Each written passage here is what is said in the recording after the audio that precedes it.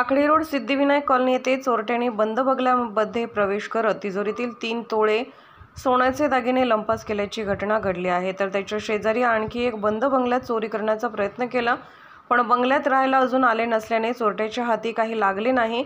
शैलेश सतीश चौगले वय 33, पत्ता Takli road Siddhivinayak colony यांच्या बंद बंगल्यात चोरी झाली आहे। शैलेश हे बंगल्याला कुलूप लावून रात्री दवाखान्याच्या निमित्ताने गेले होते। सकाळी आल्यानंतर दरवाजाचा कडी कोंडा तुटलेल्या अवस्थेत पाहिल्यानंतर चोरी झाल्याचा संशय आला। आतमध्ये नंतर तिजोरीतील साहित्य चोरट्याने विस्कटले होते। तिजोरी, 3 तोळे सोन्याचे दागिने, चांदीची मूर्ती असा सुमारे 1.5 लाखाचा मुद्देमाल चोरट्यांनी लंपास केला आहे। मिरज शहर पोलिसांनी घटनास्थळी धाव घेऊन चोरीची माहिती घेतली।